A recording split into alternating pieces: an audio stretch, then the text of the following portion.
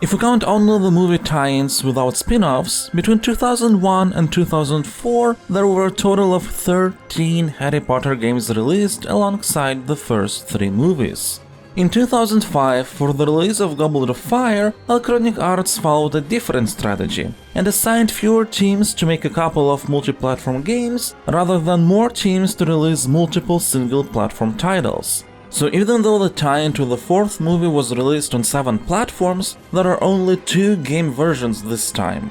Today we're going to take a look at the bigger version for PC, PlayStation 2, Xbox, Gamecube and PSP, developed by EA UK. They're all the same game, the only difference is that the PSP version features 1 level less, but has a bunch of unlockable minigames. Before we dive deeper into examining it though, I have to talk about the elephant in the room, probably one of the biggest Harry Potter gaming controversies of those times: the change of direction in comparison to previous PC or console versions. Harry Potter and the Goblet of Fire is a mostly linear action game, and that is undoubtedly disappointing, especially for those who loved the open-world Hogwarts exploration we would find in the PC and 6th generation console releases of Chamber of Secrets and Prisoner of Azkaban.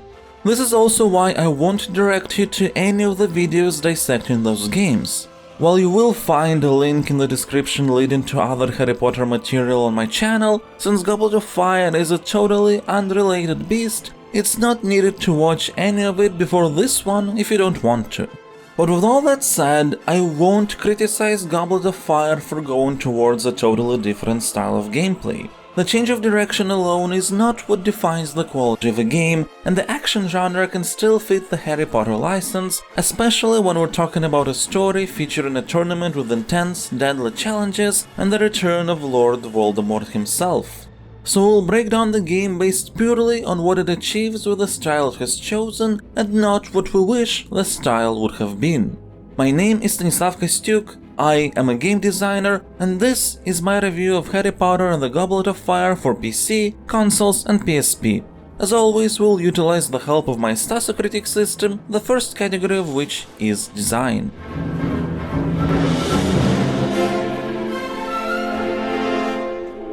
This is the most important category of Stasocritic with the biggest weight, 4, as the way a game is played, built and structured is what defines our experience and enjoyment the most. And I suppose I should start with a disclaimer. I will heavily criticize the game, it's not good and we'll take a look at why. But I implore you to not take this as an opportunity to attack the developers, imply incompetence, or ask something foolish like what were they thinking. Nobody wants to make a bad product, game development is chaotic, and even with the best talent there are many things that could go wrong in this environment, especially when we talk about licensed movie tie-ins, which are some of the most difficult games to make due to a lot of dependencies from the film producers. We are criticizing the game, not the people. So with all that said, the Goblet of Fire. What went wrong?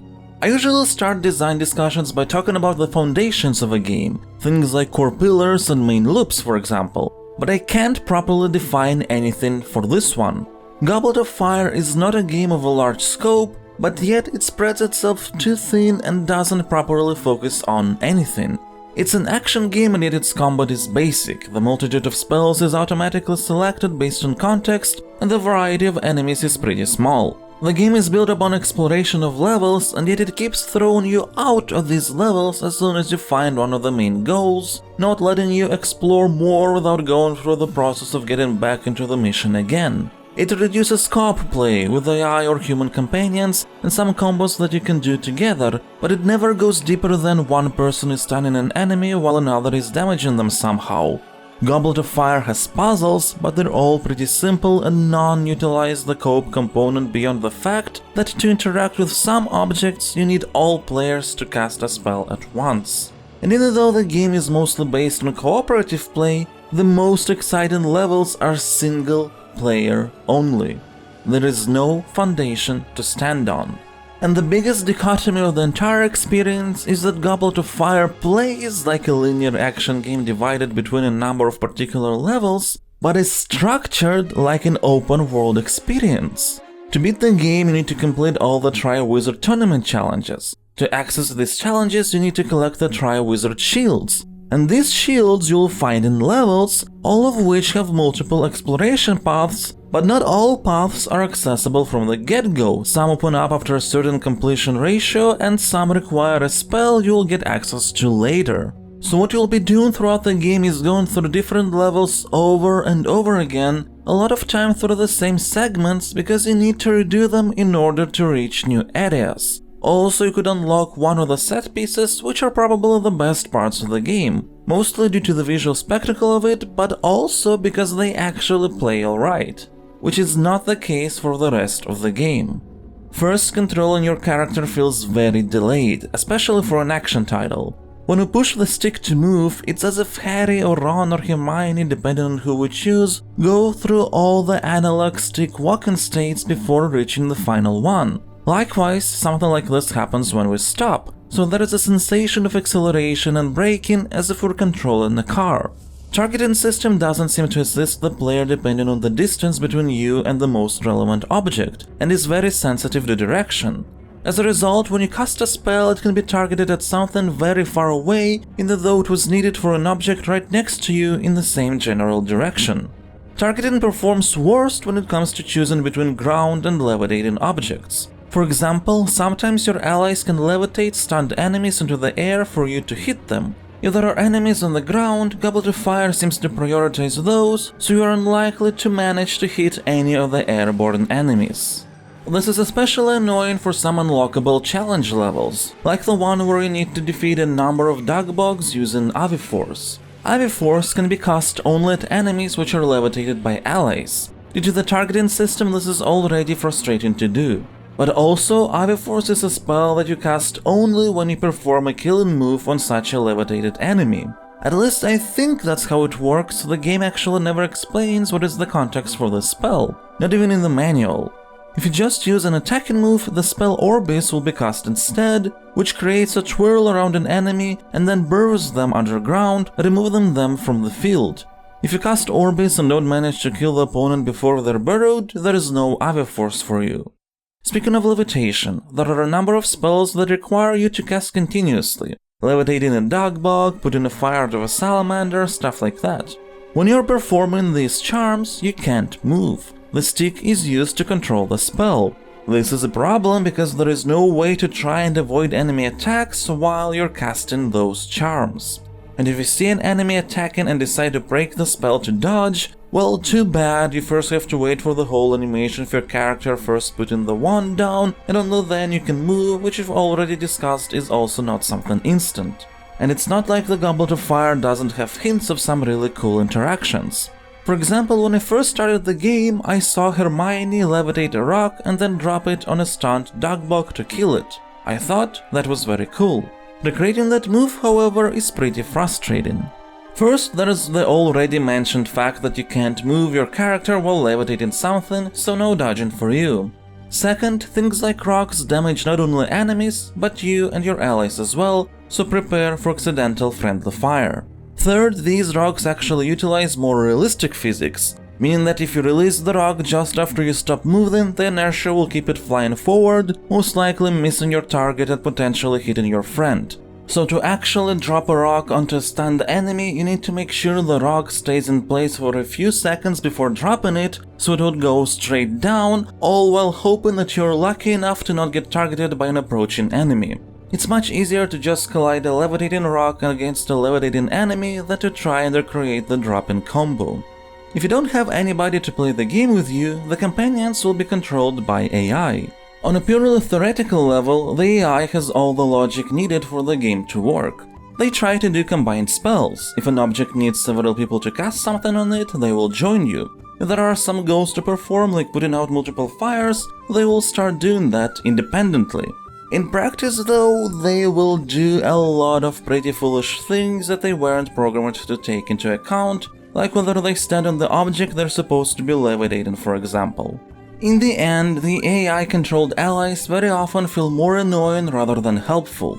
For them to be useful in the long run, you need to make sure that they have appropriate upgrades. Every character has 3 upgrade slots which you can fill with collectible cards providing different bonuses. Some are pretty rudimentary and not really effective, like giving a bit of additional health or damage, and others have big effects, like ability to cast 2 Jinx spells at once, or prolonging the time you can spend in the temporary Mega Spell mode. Each character has their own sets of cards that you can purchase with beans you collect through the level, but also each character has their own bean wallet, meaning that if Harry collects something, that can't be used to purchase anything for Hermione. So even though it's a co-op game, there's a sort of competition involved for collecting beans. And that's not a very fun competition, at least because in the default behavior the beans jump away from you. Yes, they're a currency that actively avoids getting collected. There is a special spell, Accio, that can draw all the nearby rewards, including beans, to you. There are a number of issues with this spell though. First, even after you stop casting Accio, the character puts down the wand only after several seconds, meaning that you can't immediately cast an offensive spell if you need one. Second, like with the stone situation, the items actually use physics, which includes gradual adding of force and friction. So if you're moving while casting Accio, items that are drawn to you can actually miss you. All these things transform the actual act of playing the game into an exercise in frustration. You struggle with controls, you struggle with your allies, you struggle with collection, you struggle with everything. The game's really weird structure certainly doesn't help. And this is without mentioning a lot of other issues, like the camera oftentimes not showing what is in front of you so you don't know what to expect, a small variety of enemies, which means that you will be fighting the same creatures over and over again, lack of any sort of explanation about how certain mechanics work. The only aspect of Goblet of Fire that is not actively bad are the level environments themselves. They actually provide a decent enough variation of challenges, navigational pathways, spells that you have to use to progress. But it's not enjoyable to play these levels at all. This is why, if we open up all the possible scores for design, feel free to pause if you'd like to read them all, I will assign a 2 to Harry Potter and the Goblet of Fire. The game has no proper foundation, mechanics are not only underdeveloped in terms of possible interactions, but also are actually uncomfortable to utilize. The structure of the game is contradicting itself, it can't decide if it wants to be about linear action or exploration and gradual unlocking of areas, and the combination of the two really doesn't work in its current form. Goblet of Fire is a game that needs a pretty massive overhaul from the ground up to work.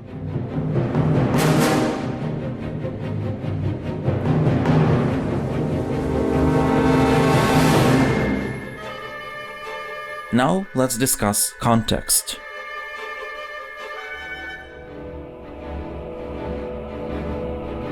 This category has a weight of 1 as it's about things that mostly enhance the experience rather than define it. Plot, characters, motivation, arcs, basically everything that provides context to the player. And as always, we will take a look at how Goblet of Fire handles this area on its own without relying on assumed knowledge of the source material. The recreation of Harry Potter lore and narrative has often been a relatively weak spot in the first movie license tie-ins. Some fared much better than others, a special mention here should go to the Game Boy Color versions, which have really good narrative adaptations. But even in the worst variations, you could still build at least a broad picture of what these stories were supposed to be about and construct a sort of through line across different Harry Potter games. The Goblet of Fire puts a full stop to that, because it literally doesn't have a story. It's a collection of some disjointed scenes based on the movie. That's really the only thing I can say, there's nothing else to discuss. There are some dialogues, there is some narration, there are some important scenes, but unless you saw the movie or read the book, they won't mean anything to you at all. The only positive contextual aspect in Goblet of Fire is the fact that the main characters are nicely defined through some gameplay barks. You know, there's nothing like beans. Will you stop going on about beans, Ron? But that's about it. So if we open up all the possible scores for context, I will assign a 2. The story isn't something that makes you feel disturbed and sick, which is what would warrant a 1, but it isn't anything good either, you don't actually have context for any of your actions.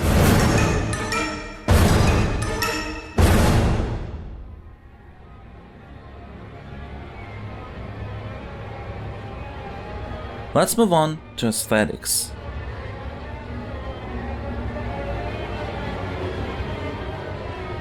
This is another category with a weighted one, because it is again something that enhances the experience rather than defines it, this time through visual style, music, sounds, etc. The Goblet of Fire decides to switch up the visual style from a cartoony one inspired by the movie to more realistic visuals entirely based on the movie, to the point of recreating the faces of all the main characters. Though the only actor from the movie actually voicing their character is Ralph Fiennes as Voldemort, not that he's given much material to work with. And while the models and environments look good, there are a number of issues present. For example, if a character 3D model talks in a cutscene, which happens rarely but still, you will never see their face, because there is no lip sync at all, and even without talking a lot of the times our characters can look very confused or surprised or something. Locations can start feeling very samey because each level has little variation in terms of their color gamma, so everything eventually sort of blurs together, which doesn't help the repetitive gameplay. The exceptions here are once again the Triwizard challenges, which artistically are much better defined. A number of gameplay elements like beans look very weird as well. It's this mix of interchanging 3D and 2D elements, and considering how many of them can be on screen at a time, this transformation can look jarring. And the game's UI is very difficult to parse. There is a lot of brown color on top of darkly lit environments, the text is black and brown, the collectible screen is dark grey and dark brown, and it's not really understandable what is going on. The music in this game is composed by the same horrible person who created tracks for the previous titles. Thankfully, it's his last Harry Potter game, but he didn't go out with a bang. Unlike his previous work, it feels bland and monotone, clinging to the beauty of older leitmotifs but failing to create something memorable on its own without the context of remembering the music of the older games. Though honestly, I wouldn't be surprised if this subpar quality was a goodbye present of sorts, because even before revealed to be a sexual predator, Jeremy Soule was known to be notoriously toxic and difficult to work with. You might be wondering why I singled him out when I mentioned that we're discussing the game and not the people behind it. Well, that remark was related to the competency of developers, which I don't doubt in the case of Soul, but actual ethics is something we must not forget about. So all in all, I will assign a 6 to aesthetics. The game is not bad to look at, but the environments aren't varied enough, music is not memorable, UI is flawed, characters can look weird at times. Harry Potter and the Goblet of Fire looks good, especially on screenshots, but in motion a lot of flaws pop out.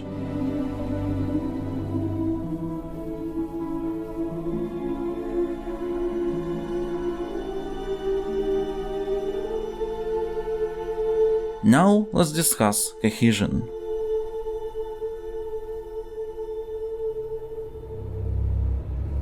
This category has a weight of 2, and it's about how well all the game's different aspects are connected together. And I think enough was said that you can open up the scores for this category straight away and assign a 2. Harry Potter and the Goblet of Fire just doesn't make sense. I can only imagine how chaotic the production environment was in this, and what hurdles the developers had to go through just to get the game out of the door. It's a collection of mechanics only loosely put together and largely contradicting each other, with a narrative through line that's a collection of disjointed scenes. Not a great experience.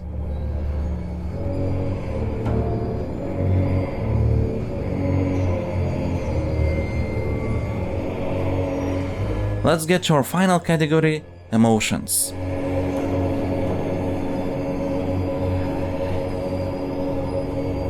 This is the most subjective category of Stasocritic, but it has the second biggest weight, 3, because at the end of the day personal feelings matter a whole lot.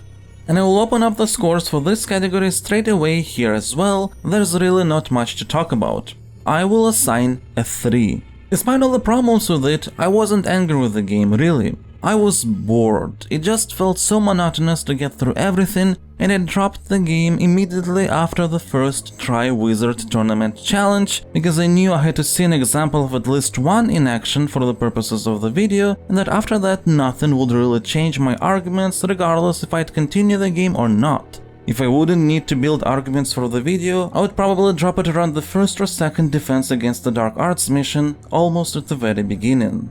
Let's summarize everything.